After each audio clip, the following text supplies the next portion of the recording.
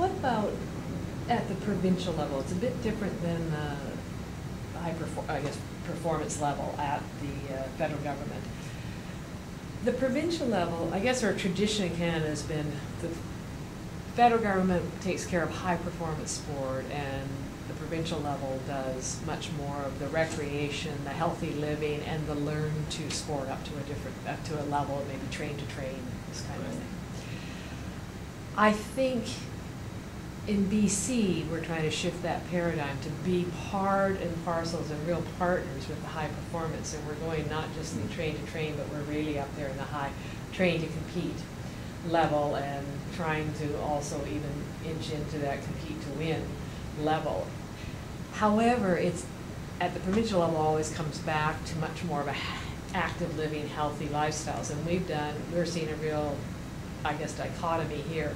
You're either active living and healthy lifestyles, and that came out very clearly in some of the framing of our issues, right, or your high performance. And even though we talk a continuum, we don't really seem to believe that much. Mm-hmm. We see it much more as these two different silos that start to get developed.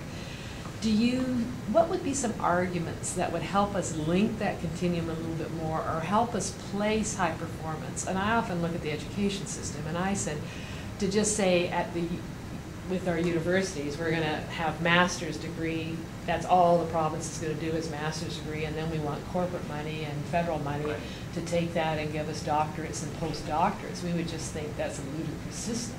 right. We may want more investment, so they may invest more dollars in some of these, especially on the postdoc and some of the things that become more private Yeah. sector endowments and these kinds of things. Yeah. But how would you frame that to help provinces that really want to ride those two agendas and make it a true continuum?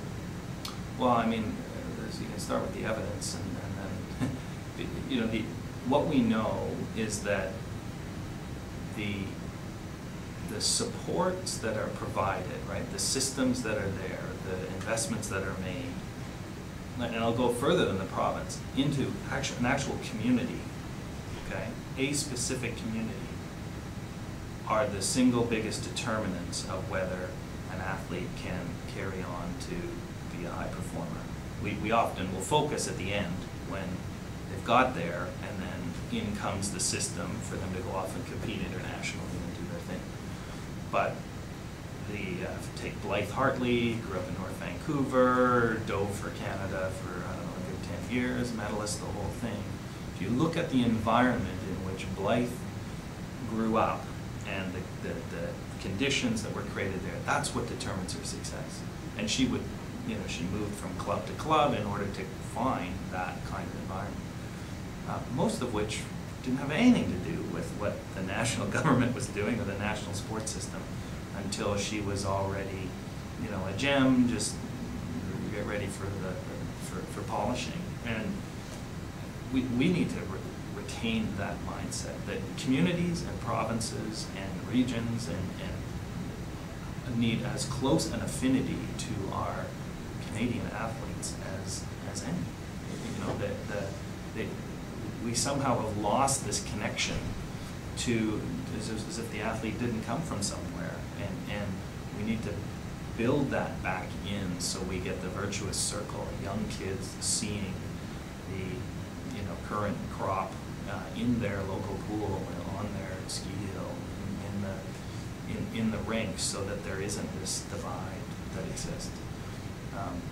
Both because of the feel-good factor and what you just know comes from that kind of touch point, but also because the evidence says if we don't have that, we struggle. And really good work out of Kingston, or in Queens and Kingston, on that, and some surprising data about how the size of communities really relates to whether high-performing athletes, you know, surface.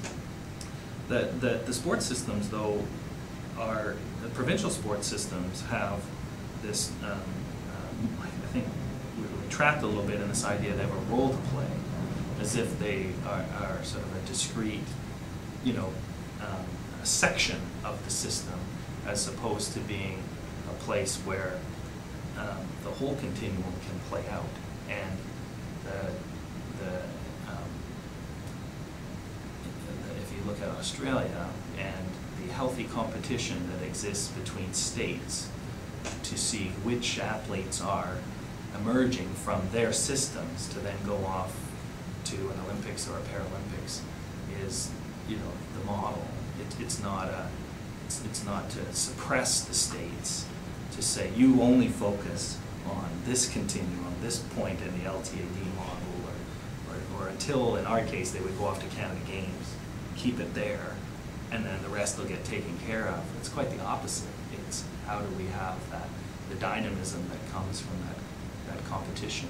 And so some of our provinces have clearly embraced that. I mean, we'll often point to Quebec and see how much they just buy into that idea straight up. They feel they have a role from the very beginnings and right through to the highest performers and all that, you know, being physically active for life. So there's an opportunity for us to build that elsewhere. And my observation of BC is that this is as close as any other province has got. It needs to retain its integrated, you know, sport performance systems, which are you know, now I think close to the best, if not the best, in delivering on the performance outcomes, not just for a group, but integrated throughout the province, not just in Vancouver and Victoria, but connecting to Prince George and Kamloops and Kelowna and up the island. And that's an opportunity. So if the evidence is there, the comparators are there, the storyline's there, it seems to me you know, that needs to be framed so that policymakers at the provincial level understand that possibility too.